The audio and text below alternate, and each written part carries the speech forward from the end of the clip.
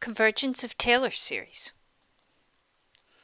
Alright, so we have these Taylor series. Let's look at some ways we can use them. Since every Taylor series is a power series, the operations of adding, subtracting, and multiplying Taylor series are all valid on the intersection of their intervals of convergence. So here's an example. Let's find the Taylor series at x equals 0 of the function e to the negative 6x. Well, we know that the Taylor series at x equals 0 for e to the x is equal to this summation, x to the k over k factorial. So all we're going to do is to evaluate e to the negative 6x. That's like putting a negative 6x here for this x and replacing this x with negative 6x. So we end up with e to the negative 6x is equal to the sum as k goes from 1 to infinity of negative 6x all to the k over k factorial. And this is the Taylor series centered at x equals 0 because if you rewrite this, you'll end up with just x raised to a power.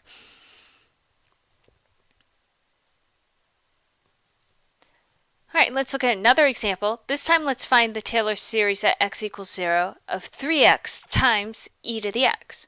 Well, again, we know what the Taylor series is for e to the x. So all we're going to do is take it and multiply it by 3x. So when we do that, we multiply by 3x.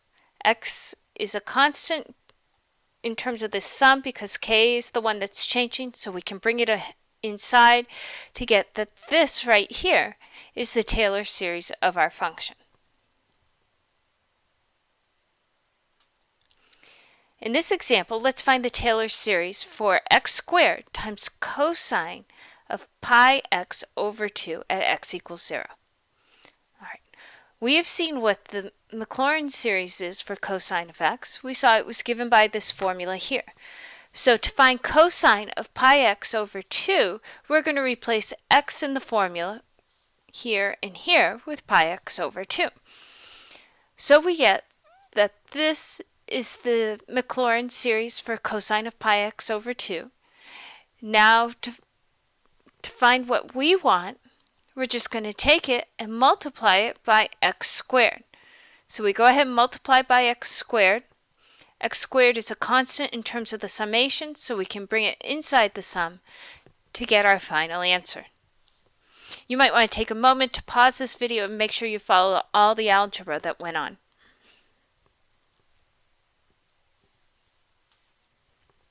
In this example, let's find the Taylor series at x equals 0 of this function, x squared over 1 minus x.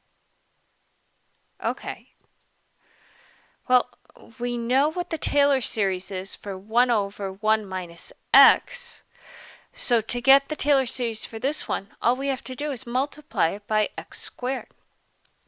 So we get that this has the Taylor series gotten by taking x squared and multiplying it by the sum of x to the k, bringing that inside because x squared is a constant with respect to k, and we get this is the Taylor series for x squared over 1 minus x.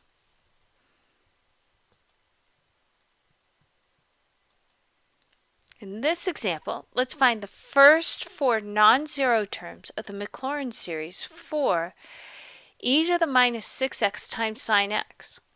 Alright, we saw in a previous example what the Taylor series for e to the minus 6x was, and we know what the Taylor series for sine x is. So what we're going to do is we're going to use the property that said that if you have two series that converge absolutely on some interval, and you define c sub n to be equal to this sum of the products of the coefficients on the previous series, then the product of your two series is going to be equal to this new series. So I'm going to let this a sub n x to the n be the Taylor series for e to the minus 6x, and the b sub n's be the one for sine x. So here's my series for e to the minus 6x. So using this, we're going to let a naught be 1, a1 be negative 6, A2 be 18, A3 be negative 36, and A4 be 54. Now, the series for sine x is given by this formula. If you write out the first few terms, this is what it looks like. Now, I've put in placeholders for the powers of x that don't show up. And doing this, we can now say, okay, what we're going to do is we're going to let b naught be the constant term, 0. B sub 1 is the coefficient of x, which is 1. B sub 2 is the coefficient of x squared, which is 0. B sub 3 is going to be minus 1/6. And B sub 4 is going to be equal to 0. So now using this, we can go ahead and figure out our C sub n's. It's given by this formula here. So for example, C naught, that goes from k equals 0 to 0, so that means there's one term. And taking the values from the previous slide, we'll see that our C sub 0 is equal to 0. For C sub 1, we're summing from k equals 0 to 1. So here, k is going to go from 0 to 1, and then the b's are going to start and go backwards. They're going to go from 1 to 0. And taking the information from the previous slide, we get that C sub 1 is equal to 1. C sub 2, to figure that out, notice you take A naught, A1, A2, and then for your b's you go backwards. You go B naught, B1, B2. And then you plug in the values from the previous slide to get C sub 2's negative 6. For C sub 3, again, look, you take A naught, A1, A2, A3, and then you go backwards with your b's. So B naught, B1, B2, B3. You plug in the values, and you get that C sub 3 is equal to 107/6. And C sub 4 is given by this formula. Here's your A naught, your A1, your A2, A3, A4, and now you plug in your B's. Here's your B naught, B1, B2, B3, B4. Notice all the subscripts add up to 4 here. Plug in the values, and you get that C sub 4 is equal to negative 35.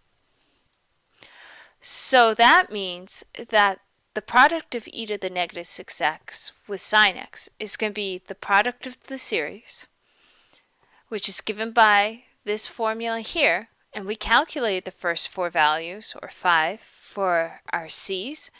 We go ahead and plug them in. Our first one's 0, so we need to go the next few, and we find that these are the first 4 non-zero terms of the Maclaurin series for this function.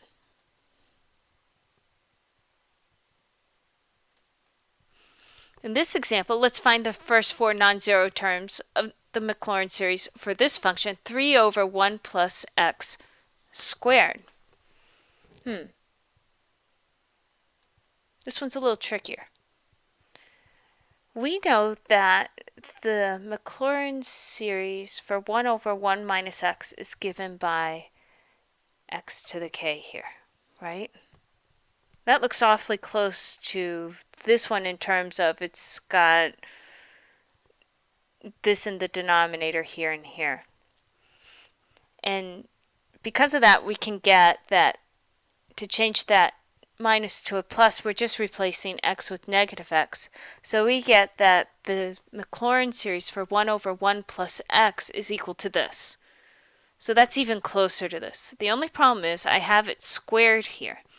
So I could multiply this series together and then multiply by 3 afterwards, but that'd be a lot of work. Think about all the work we had to do on the previous one to multiply 2 series together. Well, here's another idea.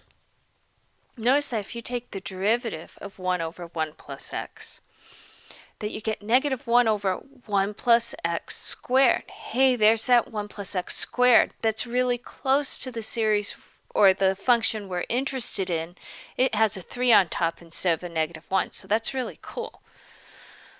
So since that's the case, I can take the derivative of the Taylor series for 1 over 1 plus x. That's going to be equal to the sum of the derivative of our terms, and we know what those are. So using this information, we get that this function is equal to negative 3 times this function. And we know the Taylor series for that. So that's going to be equal to negative 3 times this series. We just bring our negative 3 inside to get our final answer. And then I guess that's the infinite series. We asked for the first 4 terms. Here they are written out. And now we are done.